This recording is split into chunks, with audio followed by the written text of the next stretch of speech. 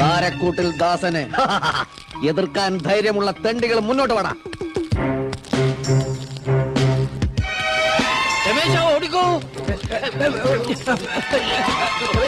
ഓടിക്കോ, ദാസ, എനിക്ക് നിന്നെ ഒന്ന് ഉപദേശിച്ചാൽ കൊള്ളാന്നുണ്ട്.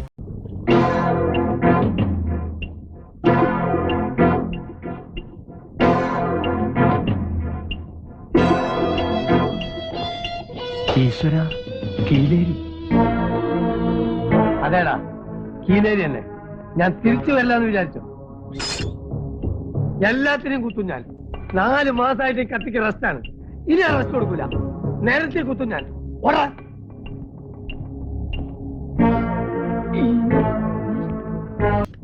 ഇവിടെ സരളെങ്കിലൊന്നും താമസമില്ല. ഇതുവരെ രാത്രിയിലെ ശല്യം ഉണ്ടായിരുന്നുള്ളൂ. ഇപ്പൊ പട്ടാ പകലുമായി. പുറത്ത് ബോർഡ് വെച്ചിരിക്കുന്നത് കണ്ടില്ലേ? വായിക്കാൻ അറിഞ്ഞൂടെ?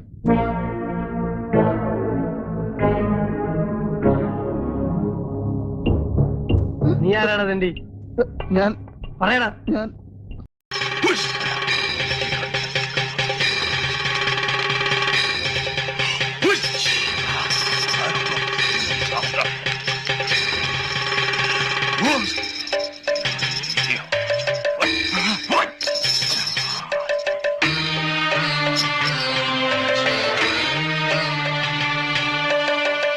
എന്താ എന്താ ഇവിടെ?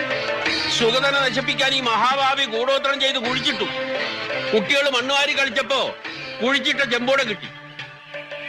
ശത്രുവിനെ നിഗ്രഹിക്കാനുള്ള ശക്തി നാം ഈ തേങ്ങയിലേക്ക് ആവാഹിച്ചിരിക്കുകയാണ്. തൊട്ടു പ്രാർത്ഥിച്ചോളൂ. തേങ്ങയിൽ തൊട്ട് പ്രാർത്ഥിച്ചോളൂ. എന്നെ കൂടോത്രം ചെയ്ത് നശിപ്പിക്കാൻ ശ്രമിച്ച ആ നായിന്റെ മോന്റെ തലമുണ്ട പിളർന്ന് ചാവണേ. പൂജാകർമ്മ വേളയിൽ അസഭ്യം പുലമ്പരുത്. എന്നാ മഹാന്റെ ശിരസ് പിളർന്ന് അന്തരിക്കണേ. എന്താ വല്യേട്ട ഇത്? വല്യേട്ടൻ എന്താ ഒന്നും മിണ്ടാത്ത? അവനിനി മിണ്ടൂല. അവനിനി ജീവിതത്തിൽ ആരോടും മിണ്ടൂല. ഈ പൂജ സുനാമണി കഴിഞ്ഞ് തേങ്ങ നിലത്തെറിഞ്ഞ് ഉടയ്ക്കുമ്പോ ഇവന്റെ തല പൊട്ടിത്തെറിക്കും. തലയും തലച്ചോറും തൂത്തുവാരി കഴുകാൻ സോപ്പും വെള്ളവും ചൂലും കരുതി വെച്ചോ അവൻ പറഞ്ഞാരേ.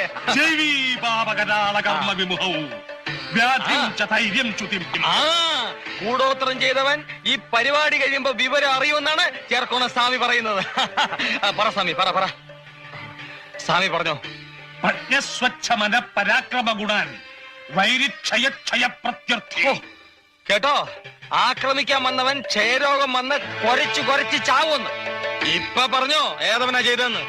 സത്യം തുറന്നു പറഞ്ഞ് മുന്നോട്ട് വന്നാൽ മരണത്തിൽ നിന്ന് രക്ഷപ്പെടാം. എന്താ